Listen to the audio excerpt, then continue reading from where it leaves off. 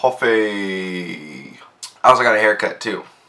Coffee and haircuts, two great things. Alright, so let's get into this video.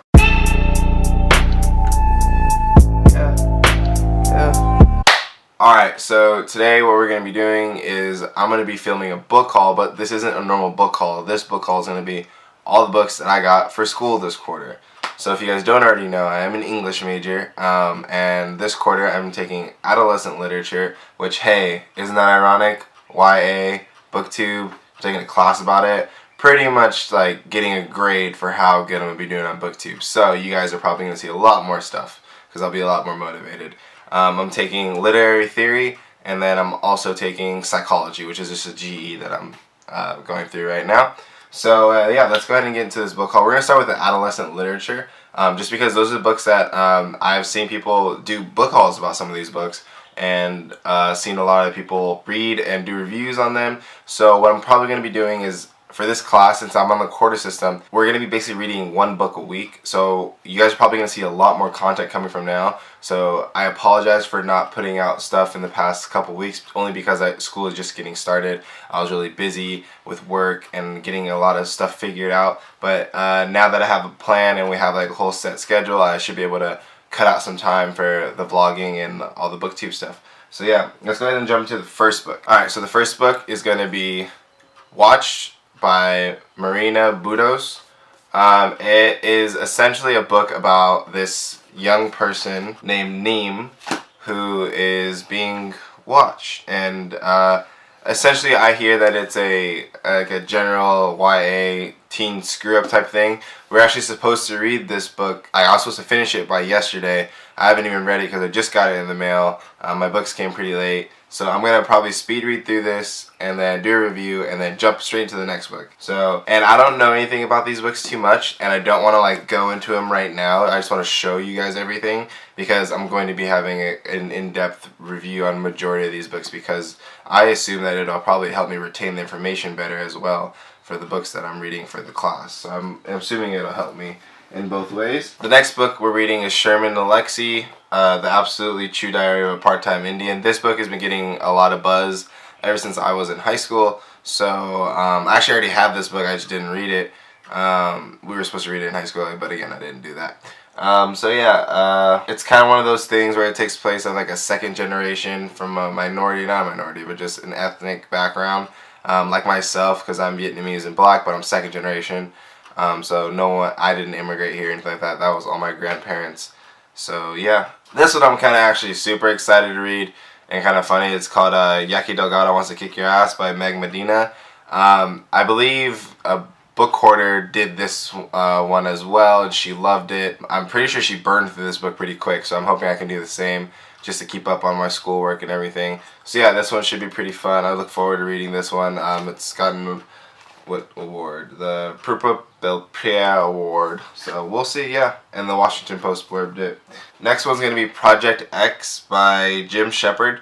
I believe that this is technically the Project X that was kind of based upon for the movie, if you guys saw the movie about the kids that threw like a huge party and whatnot. So I assume that it's about this because my professor said something that it was in that realm, but I think that the movie really like just strayed off into its own idea itself, but I'm pretty sure the main concept and ideas, possibly, you know, names of characters, might have stayed the same in this one. So I'm excited to read this one. It's pretty short. This one I should be able to get through pretty quick. 160 pages. I mean, that's a one-nighter right there. Next we have American Born Chinese by Zhen Lung Yang, which it actually has the Pulitzer Award. Yeah, and the funny part is that it's a graphic novel. So this will be like my first. I used to read manga as a child a lot, and I haven't really read anything since then. I think I read Mouse freshman year of high school, but this will be my first graphic novel in a very long time, so I'm excited for that. Again, this is definitely a one-sitter. Also something that I feel like literature is actually still prominent in these. I feel like people just don't give it its recognition because it's a graphic novel and people think it's childish, but in reality some of these hold very strong ideas and themes and whatnot. So I'm excited to read this one as well. Next is going to be, it's Chris Crutcher's athletic shorts. So I think there's a combination of 6 full short stories in here, so I'm pretty sure we're reading it as a whole, though. I'm pretty sure they're all linked in some way or manner. So this one should be good. I'm excited to read this one as well, just because I was a path athlete. And there's another book that I read called The Overachievers, I believe it was. Yes, it was. By Alexander Robbins, and that book was great. It was just, you know, when you can relate to something in a book, I just feel like you are more attached to it, you're more engaged in it, and you retain it better. The next two books are both by a author you might know named Harper Lee. I'm kidding. Of course, you guys probably know her. It's called, the first one is Ghost Set to Watchmen, and then the other one is, of course, To Kill a Mockingbird. Now, these two books I'm pretty sure majority of people have read in high school for required reading. So this is just kind of a recap. I've read these, I believe. To Kill a Mockingbird resides in my head more. But they're just two classics around that adolescent age of writing, like in terms of the characters and whatnot. So I wasn't surprised when I saw these on the required reading list for the class. I'm just happy that because the other ones are more contemporary and newer, I'm just happy that these ones I have already read. So it's going to be more of a review more than me reading the book for the first time. Because if you guys don't know, I don't like really reading old books unless I go out of my way to want to read the book, like F. Scott Fitzgerald or Sir Arthur Conan Doyle. Other than that, really, not much. So yeah, those are those two books for my adolescent literature class. Now moving on to the next class, which is my literary studies. Alright, this one we're going to tear through because, I mean, this is like kind of to her class only. It's called Grass Roof Tin Roof. This is going to be the first one.